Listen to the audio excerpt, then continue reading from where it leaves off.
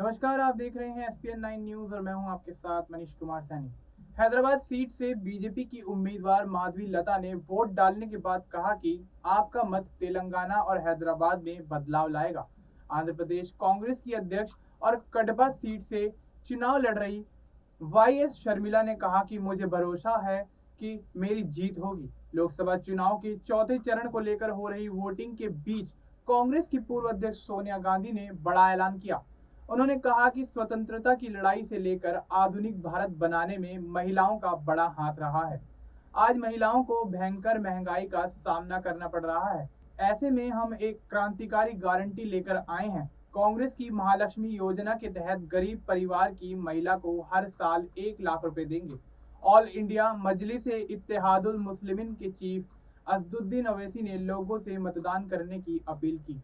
सपा ने social media platform x पर लिखा, कन्नौज लोकसभा की सदर विधानसभा में बूथ संख्या 353, 354, 357 पर आधार कार्ड से वोट डालने नहीं दिया जा रहा।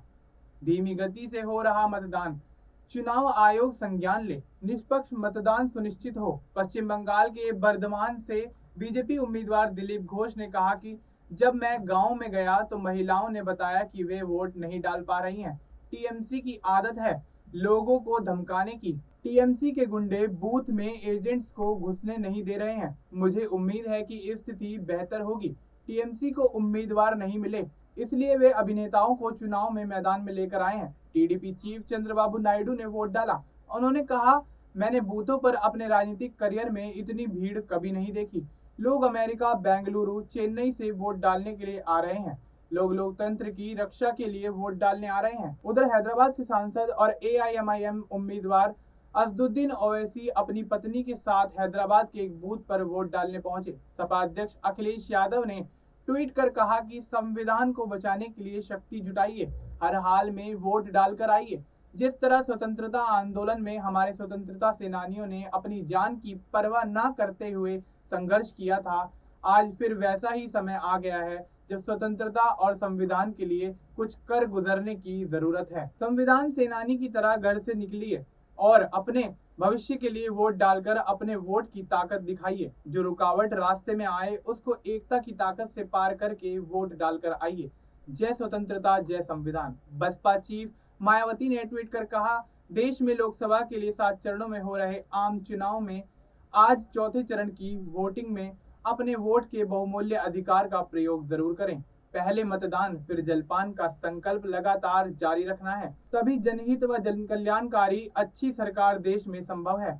आपका हर वोट जबरदस्त महंगाई, गरीबी, बेरोजगारी, पिछड़ापन व पलायन की व्यवस्था आदि के त्रस्त जीवन से मुक्ति का मार्ग बन सकता है तथा आपकी तरक्की के बंद दरवाजे सत्ता की मास्टर चाबी के माध्यम से खुल सकते हैं, जैसा कि परम पूज्य बाबा साहेब डॉक्टर भीमराव अंबेडकर का आह्वान था। हैदराबाद सीट से भाजपा उम्मीदवार माधवी लता ने अमृता विद्यालयम में वोट डाला। माधवी लता ने कहा, मैं यही कहना चाहती हूँ कि आपका एक कदम सिर्फ हैदराबाद और तेलंगाना को नहीं बल्कि देश को आगे लेकर जाएगा।